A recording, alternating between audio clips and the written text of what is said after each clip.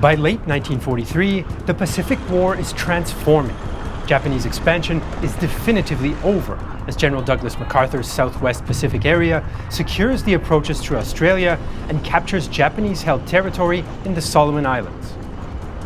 Meanwhile, after the battles of Midway and Coral Sea, massively expanded US naval forces no longer play a cat-and-mouse game with the Japanese fleets, but shift to major sustained offensive operations.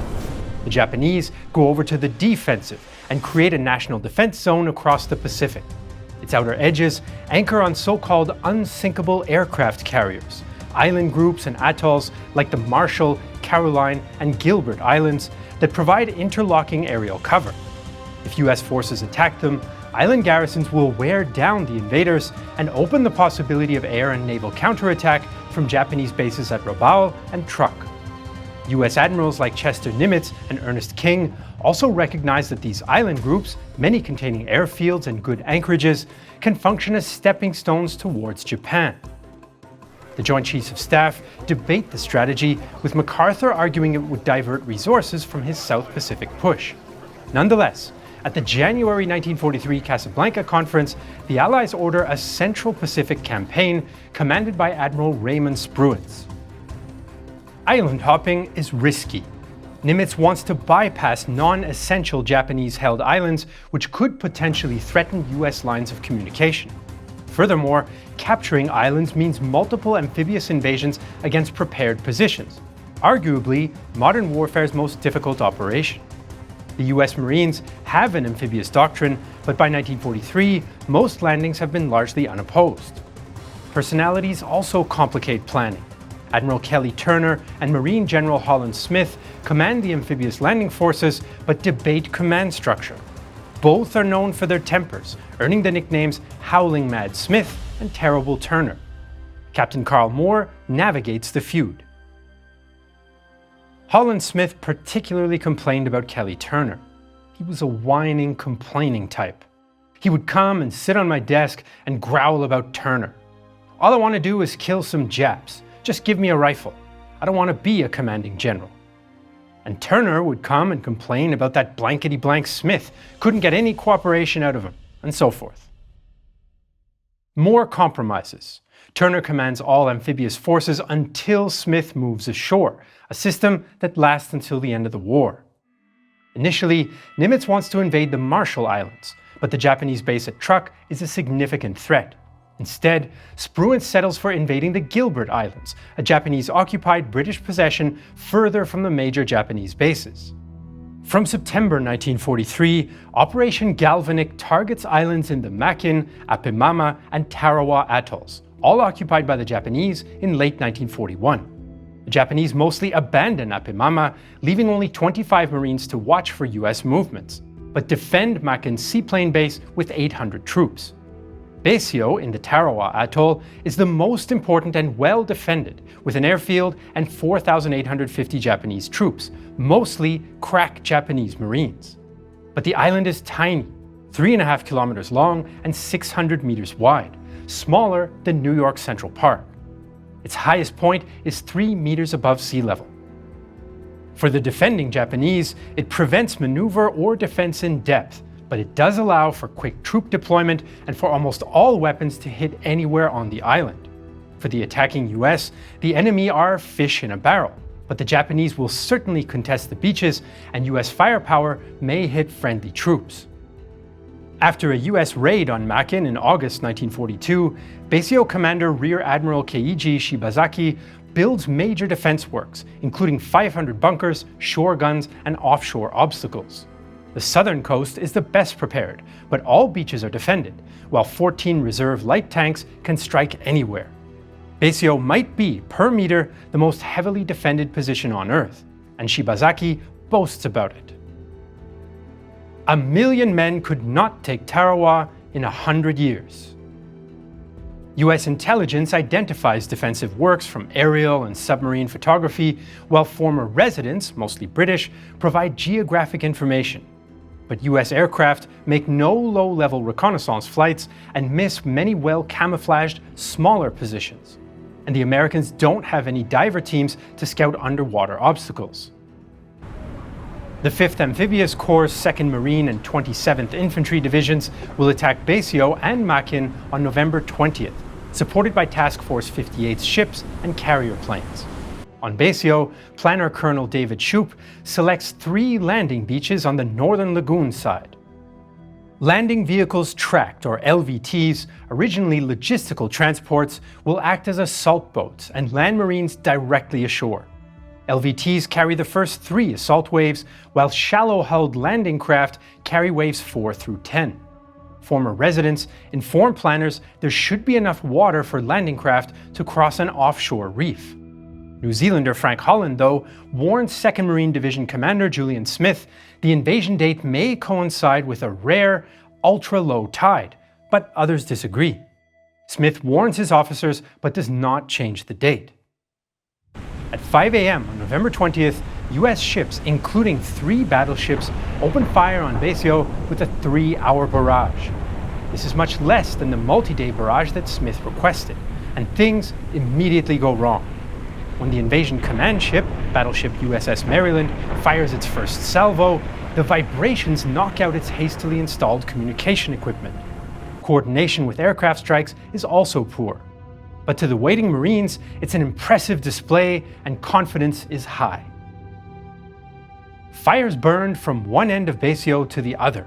As I watched the destruction, I couldn't help thinking, how would anybody live through that? Although US ships knock out larger Japanese positions, smaller ones survive. Some shells ricochet off the island, while up to 25% of the 1,500 shells fired may miss it entirely. Japanese warrant officer Kiyoshi Ota is on the receiving end.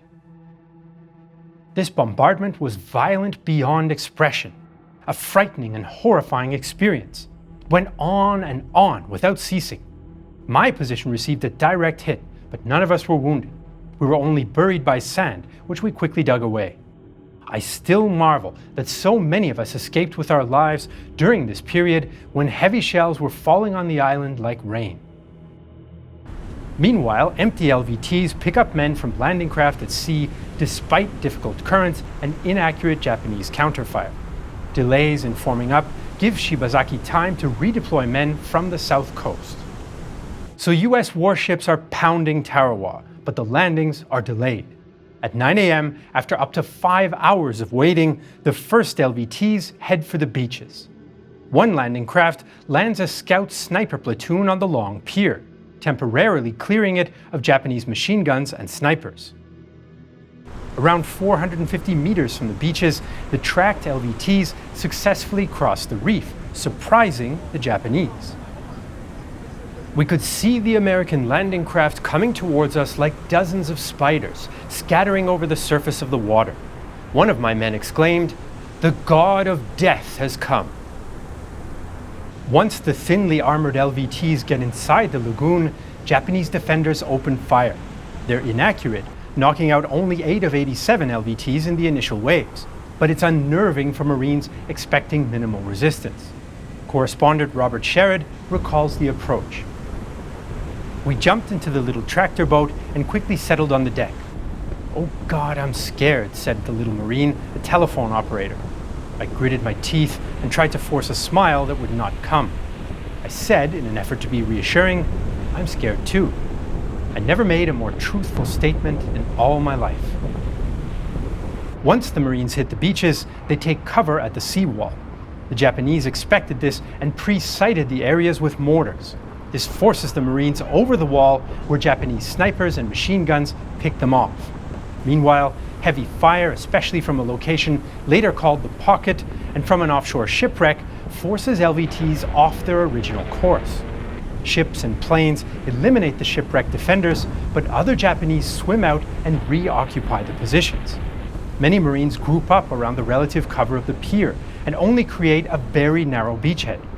Soaked radios, officer casualties, and recurring communication problems mean US commanders lack situational awareness. But the first wave's casualties are tolerable. When the fourth wave's landing craft approach the beach, they make a terrible discovery. D-Day does coincide with a freak low tide, so the landing craft can't pass the reef. Some troops transferred to LVTs, but many weighed up to 700 meters to shore. They are easy targets for the Japanese. About 500 yards out, the boat rammed into the reef and everyone was ordered over the side. I leapt out and went into water over my head.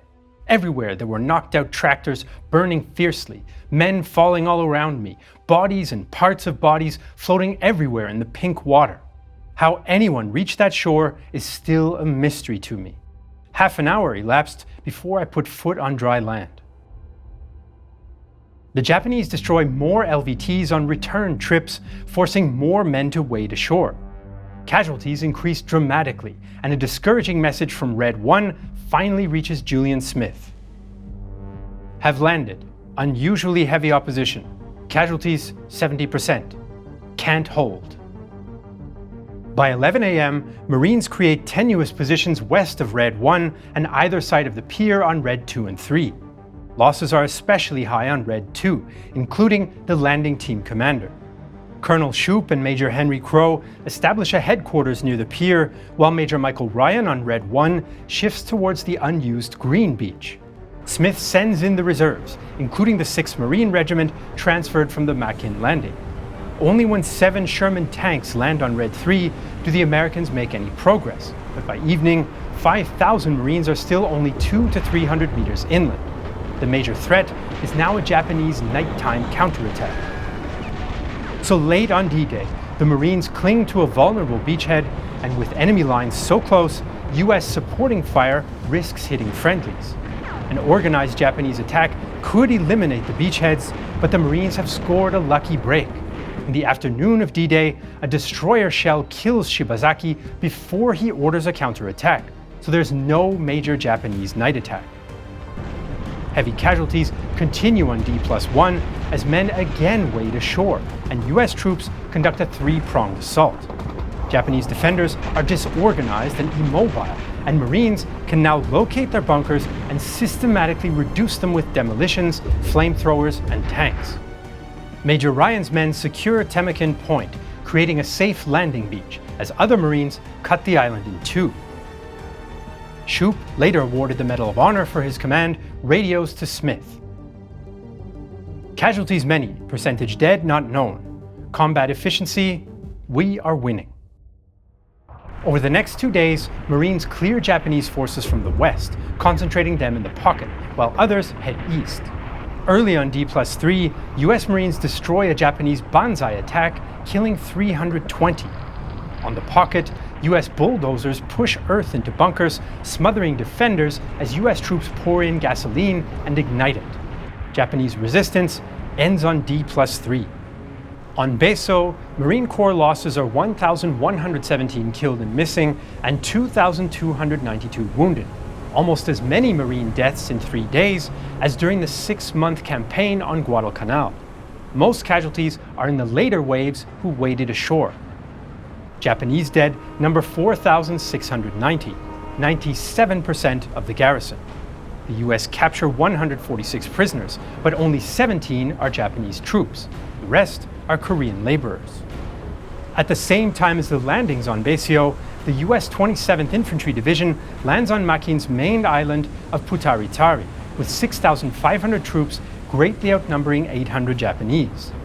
The US Army uses more conservative advances to contact before calling in supporting fire. Casualties are lower, but Marine Officer Holland Smith is critical. He complains that Army tactics prolong the fighting, allow Japanese to entrench and inflict more casualties, and force support ships to stay nearby in vulnerable positions for longer. As if to prove his point, a Japanese submarine torpedoes the light carrier Liscombe Bay off Makin on November 24th, killing 687. The high US casualties cause controversy, especially after newspapers published photos of US dead for the first time in the war.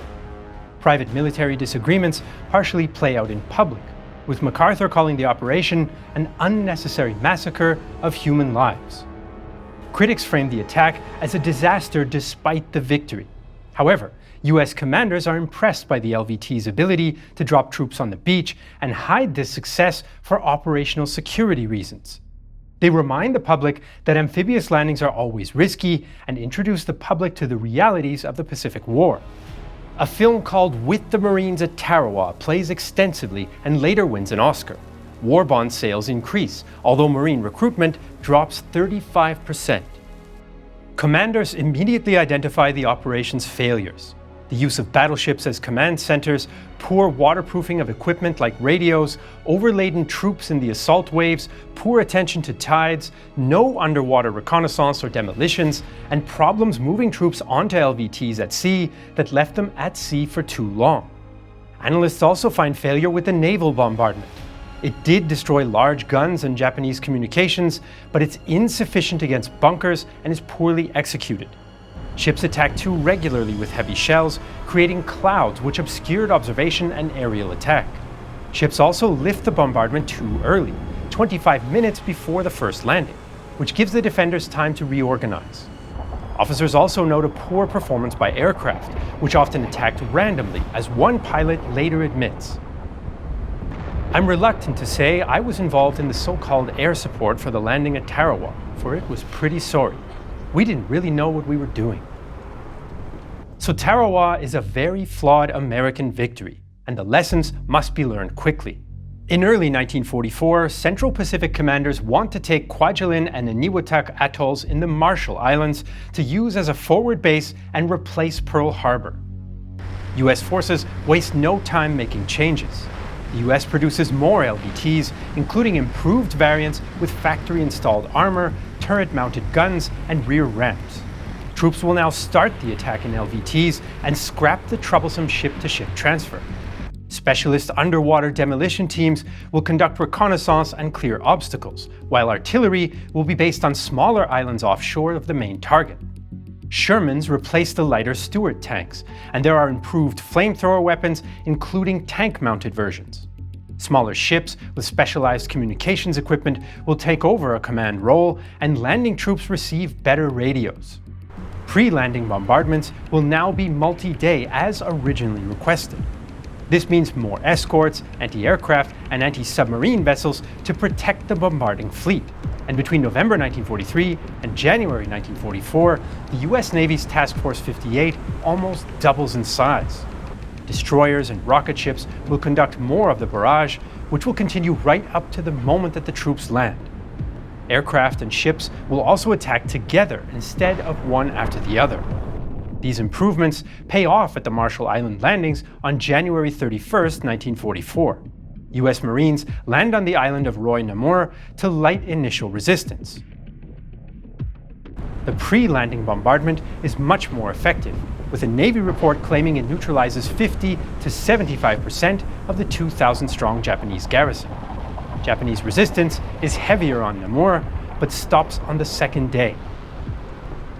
US ships shell Kwajalein even more intensely, with 15,000 tons of explosives hitting the 2,000 Japanese defenders in just 72 hours.